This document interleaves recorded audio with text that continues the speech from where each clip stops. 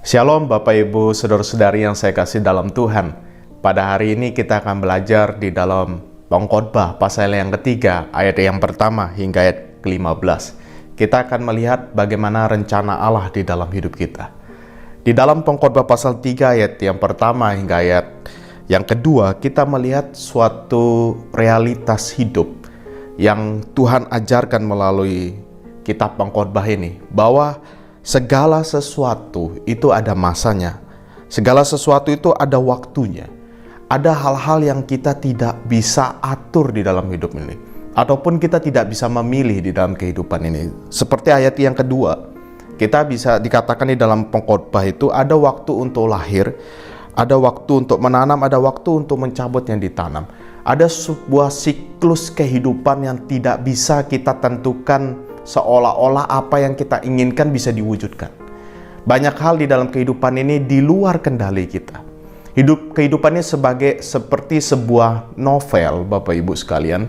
Ketika Bapak Ibu suka membaca novel di rumah, ketika kita membaca satu chapter, kita mulai bertanya, apa yang akan terjadi di chapter berikutnya? Begitu juga yang diajarkan di dalam Pengkhotbah pasal 3 ini. Ada waktu-waktu tertentu yang mungkin kita tidak bisa selami apa yang sedang kita alami dan apa yang harus kita lakukan di dalam kehidupan ini.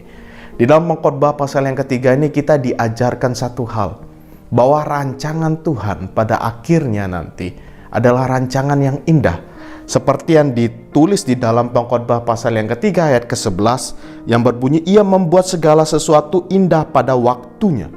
Ini adalah suatu pengharapan yang bersifat eskatologis, pengharapan yang akan datang, di mana kehidupan kita ini akan menemukan sebuah kemenangan, sesuatu yang indah, sesuatu yang luar biasa pada akhirnya nanti.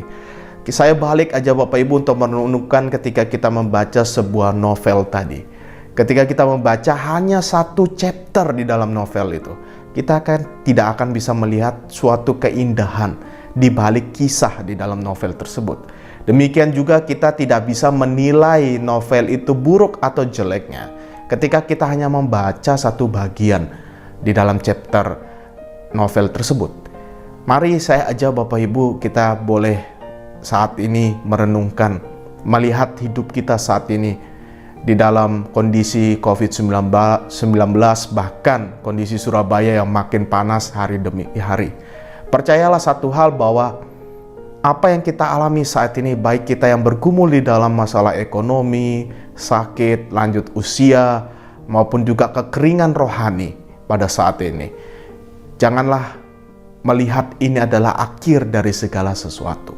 Karena kita percaya ada chapter-chapter yang lain di dalam hidup kita yang sedang Tuhan kerjakan, dan Dia akan menghasilkan sebuah mahakarya yang pada akhirnya orang akan melihat kisah hidup kita sebagai kisah yang mencerminkan kemuliaan bagi Tuhan itu sendiri.